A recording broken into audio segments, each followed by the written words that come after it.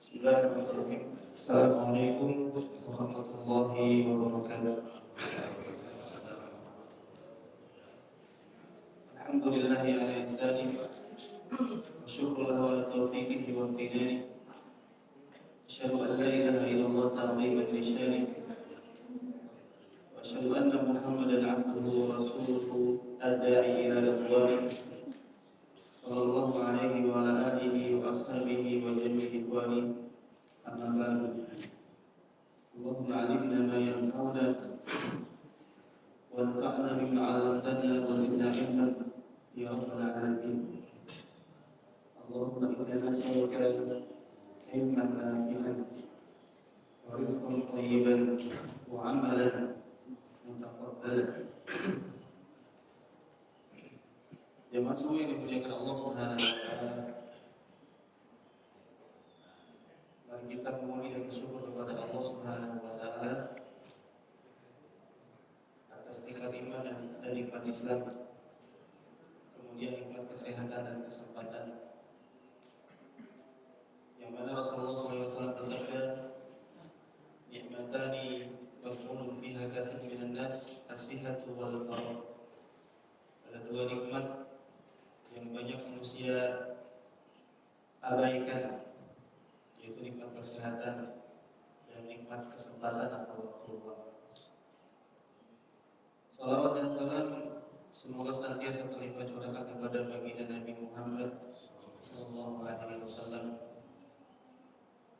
yang telah menjelaskan kepada kita hukum halal dan haram, sehingga kita bisa menjauhi diri kita dan keluarga kita dari harta haram, dari perbuatan haram, dari perkataan haram. Yang mana harta haram ini bisa berdampak pada pengetahuan dan perbuatan. Allah Subhanahu wa taala berfirman, "Wattaqullaha wa yu'allimukumullah." Bertakwalah kepada Allah, Allah akan berikan kamu pengetahuan. Ya, Allah hubungkan antara ketakwaan dan pengetahuan. Artinya ketika kita bertakwa, jadi antaranya menjauhi larangan Allah Subhanahu wa taala dan harta haram, Allah akan berikan pengetahuan kepada kita. Dan Nabi kita berkata kepada 3 orang yang mereka berjanji untuk tidak menikah, yang senantiasa berpuasa, senantiasa sholat malam, karena menyadari bahwasanya mereka itu tidak sepadan dengan ibadah Nabi Shallallahu Alaihi Wasallam. Dan Nabi mengingkari mereka dan mengatakan, "Inni a'lamukum billah wa akhsyakum lahu." Sesungguhnya aku orang yang paling tahu, yang paling mengenal Allah Subhanahu Wa Taala dan paling takut kepada Allah Subhanahu Wa Taala.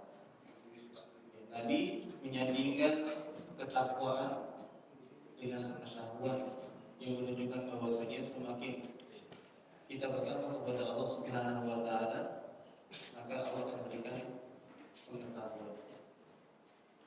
Kemudian harta haram juga berdampak pada amal ibadah kita, pada perbuatan kita. Ya, katanya Allah Subhanahu wa taala berfirman, "Kulu minat thayyibati wa'malu sholihan." Makanlah makanan yang halal, yang thayyib, dan kerjakanlah amal soleh. Jadi menunjukkan kepada kita bahwasanya makanan yang kita konsumsi berdampak pada kemampuan kita dalam mengerjakan amal soleh. Jika hati terasa berat untuk mengerjakan amal soleh, bisa jadi apa yang kita makan atau yang kita minum, yang kita gunakan, ya ada sesuatu yang haram yang seharusnya kita tinggalkan.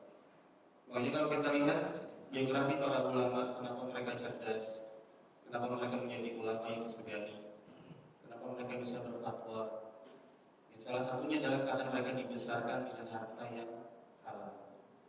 Maka kita berusaha untuk mencari rezeki yang halal, menafkahi keluarga kita dengan harta yang halal, dan menjauhi harta yang haram, baik zatnya maupun cara menafkahkannya. Jemaah yang dimuliakan Allah Subhanahu wa taala, di pembahasan terakhir kita membahas tentang status kepemilikan harta haram Ya, ada 5 poin yang sudah kita sebutkan, tapi keseluruhannya 7 poin. Ya, kita ringkas dalam sebelum kita mulai pembahasan berikutnya. Ya, poin yang pertama, ya, ketika harta haram itu diwariskan, maka ya ahli warisnya tidak berhak memilikinya. Ya, karena harta haram itu, ya, konsekuensi seseorang memiliki harta haram berarti tidak boleh dimiliki. Berarti tidak boleh dihitung sebagai kepemilikan atau harta dia. Yang kedua, tidak boleh dimanfaatkan karena itu bukan harta miliknya, harta milik orang lain, sehingga tidak boleh dimanfaatkan. Kemudian yang ketiga, jika harta haram itu diharamkan karena zatnya, maka itu bukan harta. Seseorang punya daging babi, daging anjing, sesuatu yang diharamkan karena zatnya, maka dalam Islam itu bukan harta. Kemudian ketika barang yang haram ini mengalami kerusakan, maka tidak perlu diganti. Ini 4 konsekuensi dari harta haram. Ketika seseorang memilikinya karena warisan, maka dia tidak boleh memilikinya, tidak boleh memanfaatkan. Yang harus dia lakukan adalah ya dia menyerahkan kepada pemilik sahnya jika diketahui siapa pemilik sahnya. Jika tidak, maka dia sedekahkan kepada fakir miskin agar dia terbebas dari harta.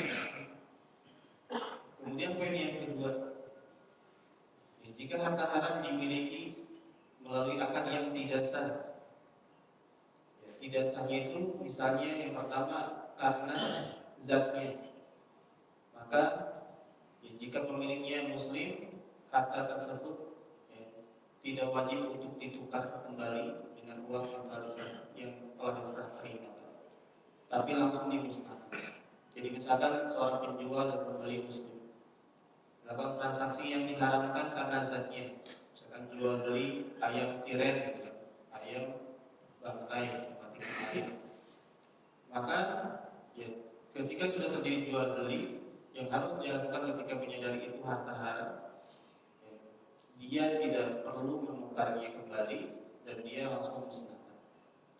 Tapi kalau pemiliknya non muslim, ya, maka dia bisa batalkan jual belinya, dia terima kembali uangnya. Itu pun kalau ya penjual pembelinya ya sepakat untuk membatalkan jual beli. Kemudian kalau diharamkan karena proses akadnya salah, misalkan seseorang menjual beli atau tukar menukar uang ya, di musim jelang lebaran, ya, 100.000 dengan pecahan 10.000 sebanyak 9 lembar, 90.000. Ya, ada selisih 10.000. Sementara uang itu termasuk ya, harta ribawi seperti emas dan perak yang tidak boleh ditukar dengan ya, ketika sama jenisnya tidak boleh ditukar dengan nominal yang berbeda, harus sama dan harus tunai. Maka ketika terjadi tukar menukar dengan nominal yang berbeda, satunya 90.000, pecahan 10.000, satunya 100.000, maka yang terjadi menurut mazhab mayoritas ulama, jual belinya dibatalkan. Nah, kalau masih mau melanjutkan berarti dikoreksi. Ya, kalau ditukar berarti 100.000 ditukar dengan pecahan 10.000 sebanyak 10 lembar. Tapi menurut mazhab Hanafi, ya tinggal 10.000-nya aja dibalikin. Tapi yang jelas dua-duanya mengatakan ya jual beli tersebut tidak sah. Cuma mereka berbeda dengan bagaimana cara menyelesaikan jual beli yang tidak sah tersebut. Kemudian poin yang ketiga, ya harta haram yang diperoleh melalui akad yang diyakini halalnya oleh si penerima harta. Ya, terjadi perbedaan pendapat tentang keabsahan transaksi ini. Ya, bagaimana sikap kita dalam menyikapi hal ini? Maka jika perbedaan tersebut perbedaan yang ditoleransi, maka ya, masing-masing sesuai dengan keyakinan. Jika dia meyakini bahwa transaksi itu halal, padahal sebagian pendapat mengatakan haram, dan perbedaan ini ditoleransi, maka status harta tersebut halal bagi dia, meskipun haram bagi yang mengharamkannya. Misalnya ya, Ini saya tidak bilang ini yang ditoleransi ya, tapi karena ulama kita ya yang mungkin mengatakan halalnya gitu kan, dan mereka punya kewenangan otoritas berfatwa di negara kita gitu, ya kita terima saja sebagai sebuah fatwa. Ya misalnya yang mungkin mengatakan tukar menukar emas ya, di zaman ini dengan takaran berbeda, dengan skema tidak tunai, cicilan gitu kan, atau kredit, itu diperbolehkan. Alasannya karena emas di masa kita itu bukan alat tukar lagi seperti di masa lalu. Jadi fatwa ini berbeda dengan fatwa mayoritas ulama dunia yang mengatakan haramnya. Anggaplah misalkan ini pendapat yang ditoleransi, maka bagi mereka yang mengambil fatwa ini gitu, dan mengatakan halalnya transaksi emas dengan takaran yang berbeda dengan skema kredit tidak tunai, maka hal tersebut halal bagi dia, meskipun kita menganggap transaksi tersebut halal. Jadi lihat bagaimana Islam yang mengakomodir perbedaan yang pendapat yang terjadi di tubuh umat Islam, sehingga tidak semestinya perbedaan seperti ini yang membuat umat Islam terpecah belah. Kemudian yang keempat, ketika harta haram sudah dimiliki sebelum masuk Islam, kemudian dia masuk Islam, apa yang harus dia perbuat? Nabi kita mengatakan al-Islamu yajubu ma qablahu. Islam itu yang memaafkan, mengampuni kesalahan sebelumnya. Jadi transaksi yang haram yang dilakukan sebelum dia masuk Islam, gitu kan, dan pastinya diyakini oleh agamanya itu halal, tidak mengapa, meskipun dalam adat Islam itu haram, maka statusnya halal bagi dia sebelum masuk Islam. Jadi dia harus berhenti itu ketika dia masuk Islam. Berdasarkan firman Allah Subhanahu wa taala, "Faman ja'ahu mau'izatun min rabbih falahu ma salaf wa amruhu ila Allah." Siapa yang datang kepadanya peringatan, larangan, kemudian dia berhenti menyudahi, falahu ma salaf, maka bagi dia apa sudah berlalu. Di transaksi haram yang terjadi sebelum dia masuk Islam, gitu kan. Ya, kemudian dia berhenti tidak melakukannya lagi, transaksi tersebut yang sudah terjadi itu dihalalkan baginya. Ya, makanya kalau ada cerita misalkan walaf gitu, kayak siapa? Kordelis yang dulunya sebelum masuk Islam dia promotor judi gitu kan, hartanya miliaran, dan tentunya di agamanya tidak ada masalah. Maka ketika dia masuk Islam, ya dia tidak perlu membersihkan diri dari harta tersebut. Ya, karena kesalahan dia di masa lalu sudah dimaafkan seiring dia masuk Islam, dan hartanya, status hartanya halal bagi dia karena dia belum mengetahui haramnya transaksi tersebut. Kemudian yang kelima, ya melalui skema temuan, ya, seseorang menemukan harta orang lain. Ya, harta orang lain tidak menjadi milik penemunya. Ini yang membedakan antara wasf ya, dan wadiyah. Ketika seseorang menemukan barang yang bukan miliknya, kemudian dia mengambilnya dalam rangka memilikinya, maka itu namanya wasf, merampas, haram. Tapi kalau dia mengambilnya untuk dia simpan, kemudian dia informasikan, nah itu namanya titipan. Jadi niat ini penting gitu Pak. Jadi ketika mau ketemu barang temuan, jangan langsung ada perasaan ingin memiliki Pak.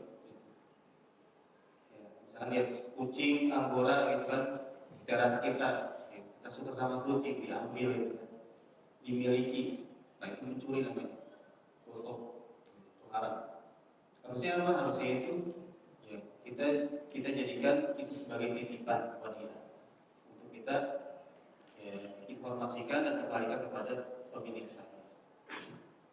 Ya terkait barang temuan, kalau barang temuan itu nilainya kecil atau nominalnya kecil atau gampang rusak, maka boleh segera dimanfaatkan. Nemu uang misalkan ya 5.000 gitu kan. Ya, bagi orang dewasa mungkin 5.000 itu kecil. Ya apa misalkan yang kehilangan itu prediksinya orang dewasa ya, maka bisa langsung dimanfaatkan atau bisa langsung disedekahkan karena nominalnya kecil. Ya, kita prediksikan orang yang kehilangan uang ini tidak akan mencari-carinya, maka bisa langsung dimanfaatkan. Atau misalkan ya selesai pengajian ada nasi box gitu kan, kita nggak tahu siapa yang menyimpannya tapi lupa membawanya. Ya, bisa aja kita informasikan ya. Ya, tapi misalkan ketika diinformasikan tidak ada juga yang mengambilnya, maka boleh langsung dimanfaatkan. Karena membiarkannya sampai rusak, ya, itu mudaratnya lebih besar ketimbang kita memanfaatkannya kemudian berniat kalau ada yang meminta, ya, kita akan kembalikan nilainya. Dipahami ya? Tapi kalau bukan yang nominalnya kecil, gitu, tidak cepat rusak juga, maka kewajiban kita adalah menginformasikannya selama 1 tahun menurut mayoritas ulama dan menurut mazhab Hanafi sesuai dengan jenis barang temuannya. Ini kondisional sih ya. Ya kalau barang temuannya misalkan bisa rusak kurang dari setahun, ya informasinya tidak sampai setahun, kurang dari itu. Ya agar bisa segera diputuskan apakah ya menunggu atau dimanfaatkan atau disedekahkan atau dijual kemudian nilai hasil jualnya disimpan untuk kita kembalikan kalau pemiliknya datang. Setelah diinformasikan selama setahun atau durasi yang cukup, kemudian pemiliknya tidak kunjung datang, apa yang harus kita lakukan? Maka terjadi perbedaan pendapat di kalangan ulama. Tapi pilihannya itu atau pendapatnya itu ada yang mengatakan dimanfaatkan, disedekahkan, dijual, hartanya disimpan. Ya, kalau pemiliknya datang dikembalikan dalam bentuk ya, uang yang hasil dari jual beli barang temuan tersebut. Nah, pendapat yang kuat dalam masalah ini adalah pendapat yang mengatakan dimanfaatkan, pendapat oleh mazhab Syafi'i. Ya, dimanfaatkan saja dengan niatan, ya kalau pemiliknya datang akan dikembalikan dalam bentuk nilainya. Jadi tidak harus semua temuan itu langsung disedekahkan, tidak harus. Ya, bisa dimanfaatkan dengan niat tadi. Tapi kalau kan temuannya di Masjidil Haram, di Masjid Nabawi, ya, maka diambil untuk diinformasikan. Gitu. Tapi bagi fakir miskin boleh langsung dimanfaatkan. Kemudian poin yang keenam, riba atau bunga. Ya kita menabung di bank konvensional atau di bank syariah sekalipun, ada bagi hasil, ada bunga ya, di transaksi tersebut. Dan kita tahu bahwasanya bunga itu diharamkan. Kok bisa kita nyimpan uang di bank kemudian dikatakan ya pertambahannya itu sebagai riba? Ya karena prinsipnya ketika kita menabung di bank, meskipun bahasanya menabung, itu kita sedang meminjamkan uang ke bank. Karena uang yang kita tabung itu ternyata digunakan oleh bank untuk investasi, gitu kan. Yang itu menghasilkan ya bagi hasil. Nah bagi hasil bank dengan pihak ketiga, gitu kan, dari uang yang dia kelola dan milik kita, itu kemudian bisa kepada kita dalam bentuk bunga. Ketika kita pinjamkan uang ke bank, gitu kan, bank investasikan menghasilkan keuntungan dibagi dengan kita, itu disebut dengan bunga. Kenapa? Karena ya, kita meminjamkan uang ke bank, bukan kita menitip uang ke bank. Kalau menitip seharusnya tidak dipakai. Ya, kita titip motor ke tetangga atau barang ke tetangga seharusnya tidak dipakai. Ketika dipakai namanya lain, gitu kan. Namanya bisa pinjam meminjam, gitu kan, atau utang piutang. Kita titipkan uang misalnya pada tetangga sebanyak 100.000 misalnya. Kemudian dia pakai, gitu ya, dengan jaminan dia akan kembalikan kepada kita ketika kita memintanya. Maka statusnya itu bukan titipan lagi, tapi utang piutang. Kita titipkan barang sama dia, gitu kan, kendaraan. Kemudian dia pakai kendaraan itu, gitu, ya, seizin kita, maka statusnya bukan lagi titipan tapi pinjaman. Jadi akan itu berubah sesuai dengan kondisinya. Nah, ketika seseorang menabung di bank, bank gunakan dengan jaminan dia akan kembalikan ya sejumlah uang yang kita tabungkan, maka itu namanya pinjaman. Ketika pinjaman menghasilkan hasil itu kan, itu namanya bunga. Itu namanya bunga. Kok beda dengan penggunaan e-money gitu kan? Atau dompet digital gitu. Kok nggak dikatakan riba?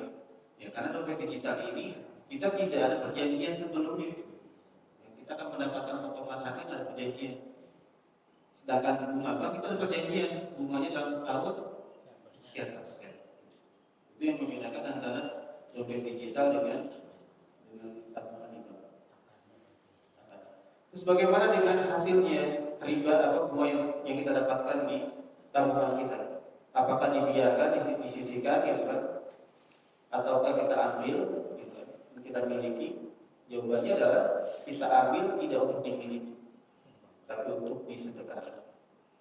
Jadi setiap tahunnya kita sisihkan bunga kita berapa gitu kan yang disimpan di bank untuk kemudian kita sedekahkan kepada fakir miskin. Kemudian yang poin yang ketujuh, ya dimiliki karena tidak tahu status haramnya.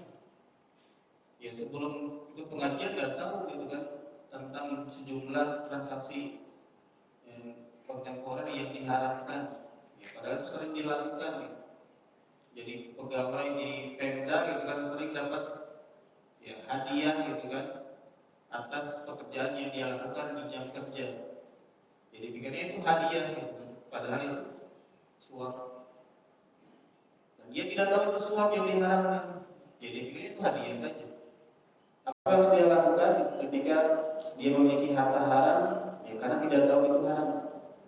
Maka sama dengan kasus ya non-muslim yang bertransaksi haram sebelum masuk Islam. Hartanya menurut dia halal. Ya, berdasarkan firman Allah Subhanahu wa taala, "Faman ja'ahu mau'izatun min rabbih fantaha falahu ma salaf wa amruhu ila Allah."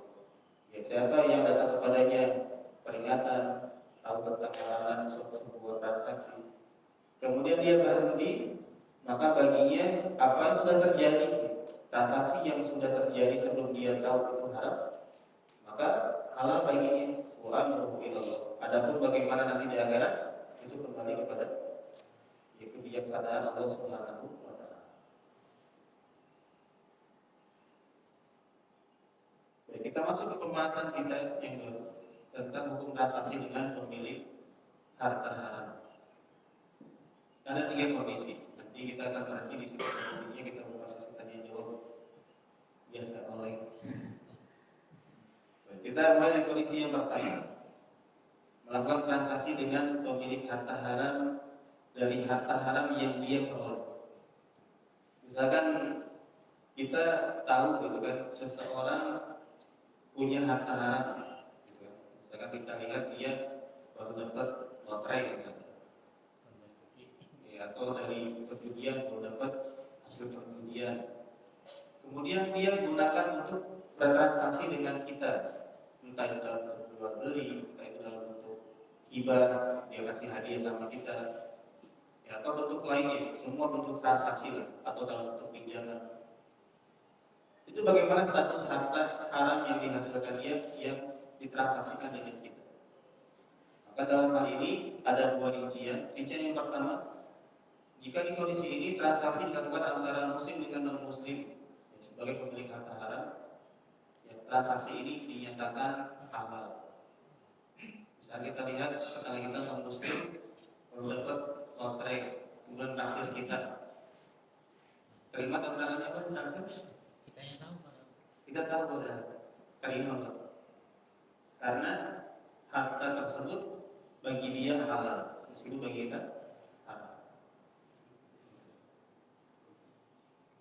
Alasannya apa? Alasannya karena status harta si non-muslim mengikuti pemahaman agamanya.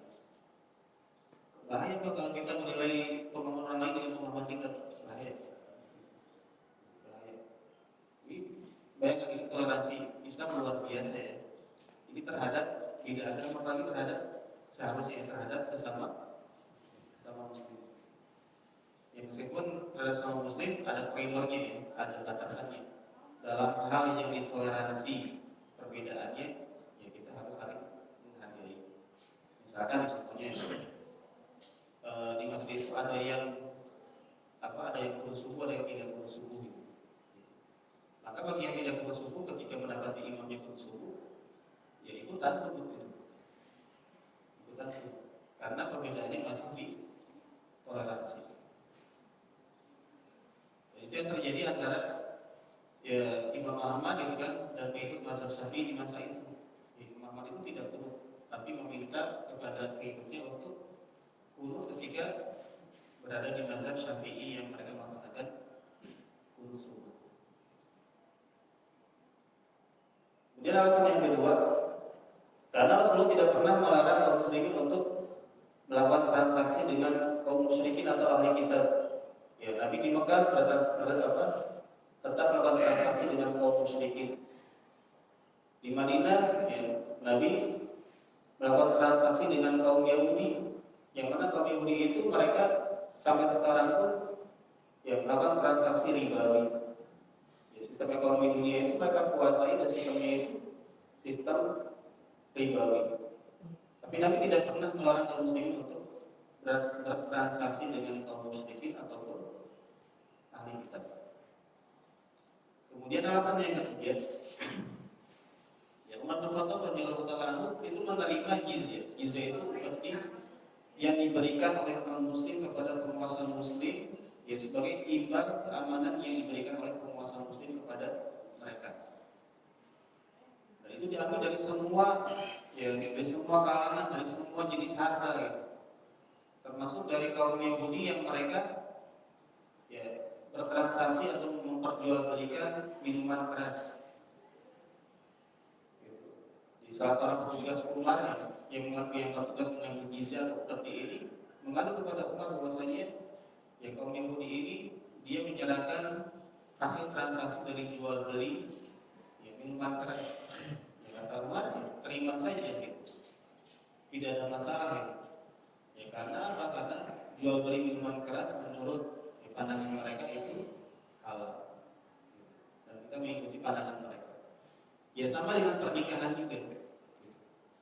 Kita punya aturan pernikahan yang kita bisa nilai sah dan tidak sah dalam agama kita. Ketika pernikahan terjadi antara muslim dan muslimah tanpa kehadiran wali, ya, si muslimah, kita menilainya tidak sah. Kita punya aturan demikian. Nah, ketika kita melihat sepasang non-muslim menikah, ya kita harus mengikuti pandangan mereka, bukan pandangan kita. Ya, ketika di agama mereka dikatakan sah pernikahannya, ya, maka kita yakini keabsahannya. Ketika mereka non-muslim ini sama-sama menikah, kemudian mereka masuk Islam, maka tidak perlu mereka ya melakukan akad nikah yang baru sesuai dengan syariat kita. Karena pernikahan sebelumnya sudah dianggap sah dalam pandangan ya agama mereka. Kemudian alasan yang keempat, ya, dari yang sering kita sebutkan tadi, firman Allah Subhanahu wa taala, "Faman ja'ahu mau'izatun min fantaha falahu ma salafa wa amruhu ila Allah." Siapa saja yang datang kepadanya ya ilmu atau larangan dari Tuhannya, kemudian dia berhenti, maka baginya apa yang sudah berlalu dari transaksi tersebut dan urusannya kembali kepada Allah Subhanahu wa taala. Ini rincian yang pertama. Rincian yang kedua, jika di kondisi ini transaksi dilakukan antara kaum muslim dengan sesama muslim sebagai pemilik harta haram, para ulama menyatakan bahwa transaksi itu haram. Jadi kita punya tetangga muslim, kita tahu dia mendapatkan taubat dan dia langsung traktir kita, maka di kondisi ini jangan terima tantangan dia, karena kita tahu itu harta haram. Haram menurut kita sebagai muslim dan haram juga menurut dia sebagai seorang muslim. Maka tidak boleh melakukan transaksi dengan pemilik harta haram yang kita tahu apa yang sedang dia pegang untuk dia transaksikan dengan kita itu harta haram. Ya alasannya apa? Yang pertama karena pemilik harta haram itu bukanlah pemilik yang sah, sehingga apa yang dia miliki tidak boleh dimiliki dan tidak boleh dimanfaatkan untuk ditransaksikan.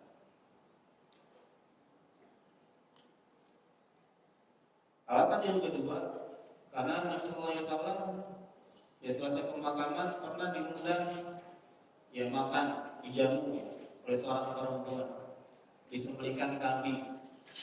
Kemudian ketika Nabi memakannya, ya Nabi baru mengetahui bahwasanya atau Nabi menyadari bahwasanya daging yang dimakan itu bukan daging yang halal. Kenapa? Ternyata si perempuan yang mengundang Nabi ini dia tidak membeli kepada pemiliknya. Jadi dia sudah mencari di pasar, ya dia utus pembantunya nyari di pasar, nggak ketemu kambing yang dijual. Kemudian akhirnya dia kan tetangganya punya kambing, dia utus pembantunya untuk beli kambing ke tetangganya. Ternyata di rumah tidak ada pemiliknya, yang ada istrinya. Istrinya mungkin itu kan karena dia suaminya ngaman domba gitu kan, bukan sama istrinya, anaknya, dijual gitu kan, barang kesayangannya. Akhirnya itu yang dibeli gitu kan, tapi tidak dibeli kepada pemiliknya, dibeli kepada istrinya. Itu yang disembeli kemudian dihidangkan kepada Nabi. Dan Nabi katakan bahwasanya ya ajidu yalah masyaqi uhidat bi ghairi idzni ahliha. Aku mendapati ya daging kambing yang dibeli atau diambil tidak seizin pemilik.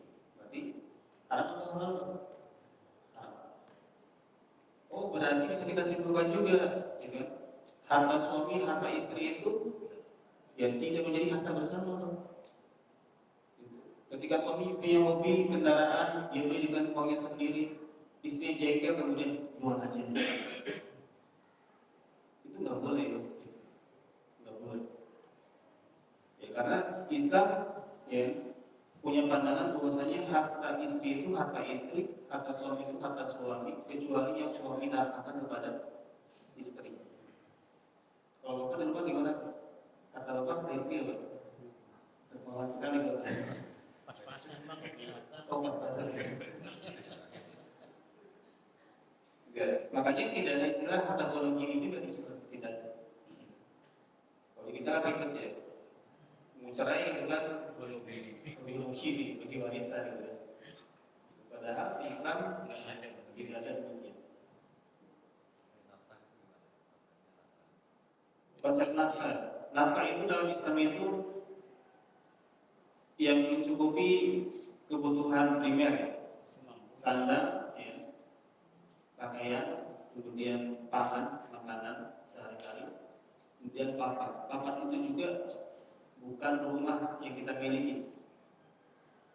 Ya, jadi tidak mesti ya seorang suami itu punya rumah ya untuk menafkahi keluarganya, ya, untuk tempatnya oleh istrinya, tidak. Ya sewaan pun tidak ada masalah. Kalaupun dia yang memilikinya, si istri yang memanfaatkannya, ya hak istri itu hak bukan pakai. Jadi kalau ini bukan SAM kan. Jadi rumah suami itu menjadi SAM bagi istri. HG kembali. Kecuali kalau dihibahkan. Kemudian kewajiban yang lainnya, kalau istri sakit, gitu kan, maka suami menafkahinya dengan ya, mengajak dia berobat. Itu pun sebenarnya kalau kita lihat fikih ya, fikih ulama terdahulu, mereka mengatakan kalau istrinya sakit, ini malah pendapat mayoritas ulama, kalau istrinya sakit, sampai tidak bisa digauli oleh suaminya, maka dikembalikan ke orang tua. Apa alasannya? Alasan mereka itu karena ketika dia dinafkahi, kemudian dia tidak bisa memberikan kewajiban dia kepada suaminya untuk digauli, maka tidak ada manfaat. Itu benar. Dapat yang kesulitan ya. Maka dikembalikan kepada walinya, kepada orang tua. Iya. Nah, kemudian tanggapi oleh Syekh Muhammad Al-Zuhairi.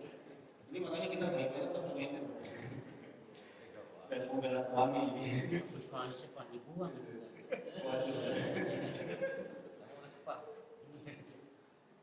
Nah, kata Syekh Muhammad Al-Zuhairi ketika menyebutkan pendapat ini kan mengatakan ini tidak termasuk dalam ya, perbuatan baik kepada istri. Padahal Allah perintahkan wa ashiruhunna bil ma'ruf. Ya, perlakukan istrimu dengan baik.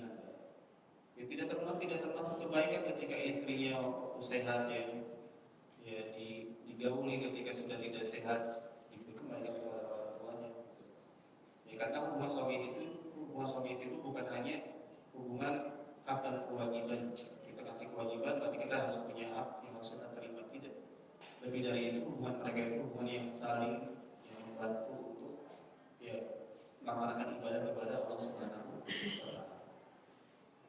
Kemudian ketika istri mau pengajian gitu kan, mau transportasi, untuk biaya yang dikeluarkan untuk pengajian, untuk belajar ilmu, ya, maka ya, suami yang punya kewajiban untuk memfasilitasi hal itu. Gimana kalau seragam? Pengajian ini ada seragamnya, ada seragamnya. Belum jalan-jalannya, kan banyak ini yang jalan-jalan kalau pengajian ibu-ibu. Gimana? Ya sebenarnya itu bukan kewajiban, tapi kalau nggak ikutan kan kasihan istri kita kan. Masa pakai seragam? Ujian kan? Ya, itu bagian dari fikih ya, fikih muamalah ya. Ya. Nanti kita akan sampai ke pembahasan itu ya.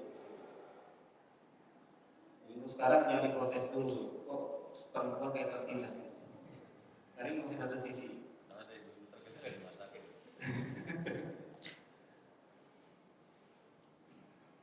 Jadi kita kembali ke tadi ya, kondisi pertama ya, melakukan transaksi yang memiliki harta haram dari harta haram. Kita tahu yang ia transaksikan itu hasil dari transaksi yang diharamkan. Kalau itu dapat oleh non muslim, maka mengikuti pemahaman agamanya. Berarti transaksinya diperbolehkan sesuai dengan pemahaman agama. Kalau itu dilakukan oleh muslim, maka transaksi itu tidak diharamkan atau diharamkan. Ya, tidak diperbolehkan tapi diharamkan. Kemudian kondisi yang kedua, atau kita bukan bisa cerita jawab untuk kondisi yang pertama. Ada yang tanyakan tentang kondisi pertama. Yang terakhir atau saya Pak Ustaz tadi kan bicara tanaman itu kan intinya tidak boleh dimiliki. Tapi tadi ada satu sisi yang disedekahkan boleh. Tentu di bunga Disedekahkan. maksudnya diberikan kepada orang fakir miskin. Sedangkan kita tahu itu haram. Tapi dari satu sisi bahwa haram sebenarnya tidak boleh dimiliki juga tidak bisa disedekahkan. Ini gimana konsepnya? Tadi kan ada bunga contohnya saya dengar. Bunga contohnya kan bunga apa? Diambil tapi untuk diberikan kepada fakir miskin. Nanti konsep yang satu lagi ada harta haram tidak boleh dimiliki, tidak boleh Ya kenapa fakir miskin itu boleh menerima harta haram? Padahal harta haram itu tidak boleh dimiliki. Kan berarti ketika kita menyerahkan harta haram kepada mereka, berarti mereka memilikinya kan? Ya karena mereka itu menjadi yang bagian terakhir itu kan untuk memutus harta haram. Jadi harta haram itu nanti di pembahasan tentang cara bertobat dari harta haram. Yang salah satu caranya itu dengan yang menyedekahkan ke fasilitas umum, bikin fasos, bikin fasumnya dan harta haram boleh. Misalnya pemerintah menghasilkan bunga gitu kan dari transaksi yang dia lakukan, kemudian dibuat jalan tol, dibuat tersebut itu boleh untuk fasilitas umum. Salah satu cara. Yang lainnya adalah dengan memberikannya kepada fakir miskin. Karena fakir miskin itu mereka dalam keadaan membutuhkan. Gitu. Jadi harta haram yang dia terima, yang kondisi dia membutuhkan itu menjadi halal bagi dia. Amin. Jadi itu kenapa satu sisi harta haram itu tidak boleh dimiliki, tapi di sisi yang lain boleh disedekahkan, yang artinya menjadi milik si fakir miskin karena kondisinya yang membutuhkan.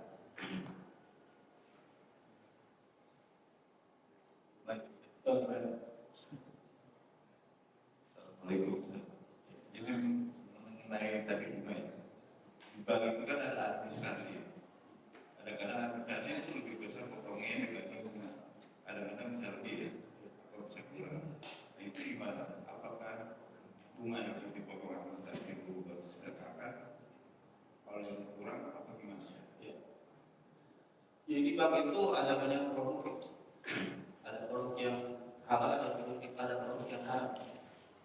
hal itu perlu administrasi.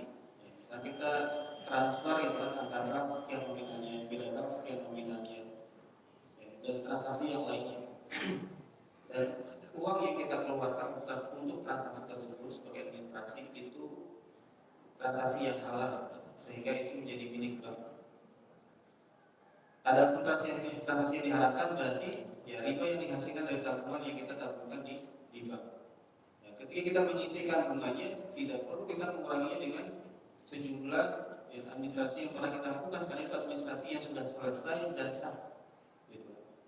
Jadi bank berhak memiliki ya, hasil dari transaksi tersebut. Ya, itu sebagai upah yang upah jasa yang akan dimiliki oleh bank. Ketika kita menyisihkan bunganya, tidak perlu kita menguranginya dengan administrasi yang pernah terjadi, karena itu sudah dibayarkan, sudah sah menjadi milik bank. Ya ada bunga gitu kan, itu apa transaksi yang terjadi gitu kan antara kita dengan bank karena proses pinjam meminjam. Kewajiban kita untuk menyisihkannya langsung disedekahkan kepada fakir miskin. Yang lain ada lagi? Kalau ada. Baik, kondisi yang kedua, melakukan transaksi dengan pemilik harta haram dari gabungan harta haram dan harta halal sehingga tidak bisa dipastikan apakah transaksi itu ditunaikan dengan harta halal atau harta haram. Deskripsinya, misalkan kita punya kenalan gitu, tetangga atau teman kita, ya, dia punya penghasilan yang haram dan punya penghasilan yang halal. Contohnya misalkan pejabat daerah gitu kan, dia punya gaji dari pemerintah halal, tapi dia juga menerima suap gitu kan. Berarti kan dia punya harta gabungan dia itu ada harta haram dan harta halal. Dan kita tidak tahu ya, ketika dia bertransaksi dengan kita, harta mana yang digunakan. Apa yang kondisinya? Bercampur. Ya beda halnya kalau misalkan dia baru dapat suap gitu kan, dari masyarakat, kemudian dia traktir buat temannya, tahu itu dari harta suap gitu kan. Maka itu jelas tidak boleh diterima. Ya, sebagai bentuk pengingkaran terhadap harta haram yang dia peroleh. Ya, di kondisi yang kedua ini kita sama sekali kita tahu dia punya harta haram, tapi kita tidak bisa memastikan yang dia transaksikan itu harta haram atau harta halal. Maka dalam hal ini ada dua rincian. Yang pertama, jika di kondisi ini transaksi dilakukan antara muslim dengan non-muslim sebagai pemilik harta haram, transaksi itu dinyatakan halal, sebagaimana disebutkan di kondisi yang pertama. Adapun jika transaksi ini terjadi antara muslim dengan muslim, maka ada 4 pendapat di kalangan para ulama. Pendapat yang pertama mengatakan bahwasanya boleh kalau harta halalnya dominan daripada harta haram. Pendapat yang kedua mengatakan makruh hukumnya. Pendapat yang ketiga mengatakan boleh hukumnya. Pendapat yang keempat mengatakan haram hukumnya. Kalau udah bicara tentang perbedaan pendapat itu bingung, kayak Fadil bingung gitu kan, milihnya bingung. Cara apanya gampang Pak? Kalau perbedaan pendapat itu kita cari yang pendapat yang memberikan hukum secara mutlak tanpa rincian. Yang mutlak tadi kan makruh, ya, haram, boleh. Ini secara mutlak. Ya, ada yang bilang makruh secara mutlak, ada yang bilang haram secara mutlak, ada yang bilang mubah secara mutlak. Kalau kita hafalkan yang ada rinciannya, boleh kalau harta halalnya dominan. Itu cara hafalnya. Nah, cara hafalnya ada berhasil, cara pilihnya susah. Gimana memilih pendapat yang paling kuat ya dalam pendapat yang ada? Kita langsung aja ke poinnya, pendapat yang kita pilih yang mana gitu, biar musik kita lebih sedikit. Bagus, saya lihat ternyata di sini kajiannya ternyata sampai bahas perbedaan pendapat itu kan digunakan.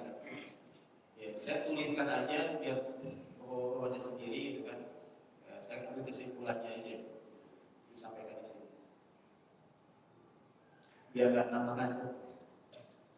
Jadi pendapat yang kita pilih antara empat pendapat itu adalah pendapat yang mengatakan bahwasanya transaksi antara pemilik harta haram yang tidak diketahui apakah harta haram yang ditransaksikan atau harta halal, maka pendapatnya yang kita pilih pendapat yang mengatakan makruhnya.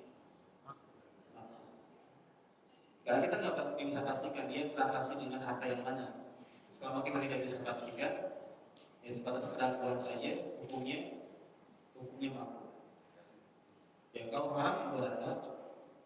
Ya, kita lihat ya, apa alasan kita pilih pendapat yang ini, pendapat yang melakukan transaksi. Yang pertama, dari yang mereka bawakan keluar, yaitu sabda Nabi SAW, innal halala bayyin, wa innal harama bayyin, wa bainahuma umurun mushtabihat, la ya'rifu katsirun minan nas. Sesungguhnya hal itu jelas, haram itu jelas. Ya, di antara keduanya ada yang masih simpang siur apakah halal atau haram, dan tidak banyak orang yang tahu hukumnya. Berarti termasuk yang syubhat. Gitu. Ya syubhat ini, gitu kan, ya makruh untuk ditransaksikan. Baiknya ditinggalkan. Jadi kalau kita ragu terhadap status harta itu halal atau haram, sebaiknya ditinggalkan. Tapi kalaupun dilakukan itu atau ditransaksikan, itu ya tidak sampai dosa, gitu. Tidak sampai dosa, tapi sebaiknya ditinggalkan. Kemudian alasan yang kedua, ya karena dari pendapat lain itu apa? Kita lihat, ya dari pendapat pertama yang mengatakan bolehnya bahwa transaksi ini kalau harta halalnya lebih dominan daripada harta haramnya. Di sisi lemahnya apa? Bagaimana kita mengidentifikasinya? Apalagi itu harta orang, bukan harta kita. Harta kita sendiri pun kita nggak tahu mana yang lebih banyak gitu. Apalagi harta orang lain, jadi kayak susah diterapkan. Kecuali dengan sangkaan ya gitu. Dia kalau siang cuma tidur, malamnya gitu kan. Dia keluar rumah gitu kan, malam hasilkan uang gitu. Jadi apa ya?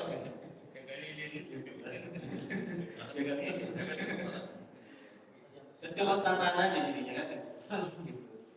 Kita nggak tahu gitu kan, barangkali kan dia punya usaha sampingan, apalagi sampai sekarang ya, jangan keluar rumah tiba-tiba di bisnis ini itu ternyata ya, dia punya investasi, dia punya bisnis online.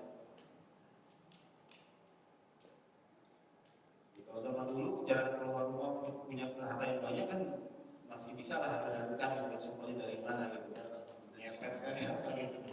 Kalau sekarang nggak bisa. Nah kita lihat sisi lemahnya pendapat ketiga yang mengatakan haramnya transaksi dengan pemilik harta haram.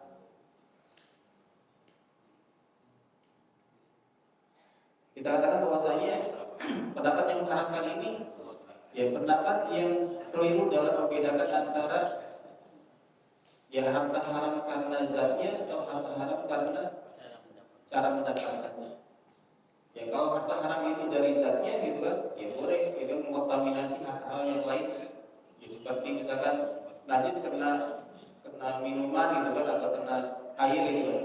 Ya bisa mempengaruhi air itu gitu kan, bau rasa atau warna.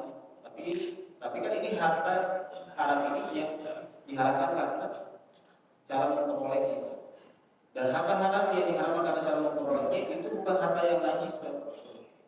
Bapak terima misalnya pembayaran ya dari pelacur misalnya atau penjudi gitu kan, itu harta yang diterima di tangan dia itu bukan harta yang haram zatnya gitu, tapi haram cara mendapatkan. Kalaupun dibersihkan gitu kan, dibersihkan karena bukan karena najisnya gitu, tapi karena cara mendapatkannya itu dilarang. Kemudian sisi lamanya pendapat keempat yang menyatakan mubahnya karena mengkiaskan atau menganalogikan antara transaksi dengan non-muslim, ya, transaksi muslim dengan transaksi non-muslim. Ya, melakukan transaksi harta haram dengan non-muslim juga itu diperbolehkan karena kita mengikuti keyakinan agamanya. Tapi melakukan transaksi haram dengan sesama muslim ya, yang sama-sama mengatakan haramnya ini diharamkan, ya, karena sama-sama meyakini keharaman transaksi. Di kondisi yang kedua, Kita masuk kondisi yang terakhir, kondisi yang ketiga, yaitu melakukan transaksi dengan seorang muslim yang keberadaan harta haram dalam keseluruhan harta miliknya masih diragukan. Kondisi yang ketiga ini kita masih ragu nih, ya, apakah ada harta haram di dalamnya atau tidak. Maka di sini ada beberapa rincian. Rincian yang pertama, jika di kondisi ini tidak diketahui kepribadiannya, yang melakukan transaksi dengannya diperbolehkan dan tidak perlu bertanya tentang sumber atau kehalan hartanya. Yang bahkan memilih untuk tidak bertransaksi dengannya dengan alasan kehati-hatian atau dinilai sebagai perbuatan ya, menyimpang dalam agama. Maksudnya seperti ini, kita tahu ada seorang muslim dia punya harta, tapi kita ragu apakah ya harta keseluruhan hartanya itu halal atau ada harta haramnya. Maka kita ketika kita menerima hadiah darinya gitu, tidak perlu bertanya ini halal atau haram, tidak perlu. Karena kita statusnya kita masih ragu gitu kan. Beda kalau ada indikasi-indikasi yang menguatkan bahwasanya dia itu punya harta haram dan yang diserahkan itu harta haram kepada kita. Selama masih ragu gitu kan, ya kita tidak bisa memfonis apa-apa. Ya, terima saja, tidak perlu bertanya. Sama halnya ketika kita misalkan makan di warteg ya, makan daging ayam, pernah nanya nggak Pak? Itu dipotongnya sesuai dengan selera sama kulit. Ibu-ibunya pasti marah kalau ragu makan tahu aja. Kan gitu. Kesal juga ada pertanyaan seperti itu kan. Nah, kita nggak pernah tanya ya. Kenapa? Karena kita yakin dia itu muslim gitu kan. Muslim itu hukum asalnya itu dia yang memakan atau menyembelih sesuai dengan syariat Islam. Baru ketika kita tahu indikasi ya, misalnya kita ke pasar gitu kan, kita lihat praktek memotong di situ gitu kan, dipotong kemudian dimasukkan ke ember ditutup gitu kan ya. Oh indikasi nih gitu kan, ini proses penyembelihannya tidak sempurna. Ya. Kita nggak makan ayam tersebut, ayam tersebut, maka tidak ada masalah karena indikasinya menguat gitu. Tapi kalau sebatas masih keraguan itu kan, maka tidak boleh kita mempertanyakan status halal harta, ya halal atau haramnya harta tersebut.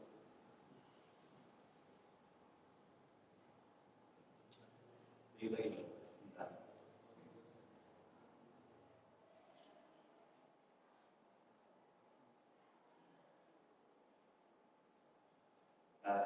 Rincian berikutnya, kalau kita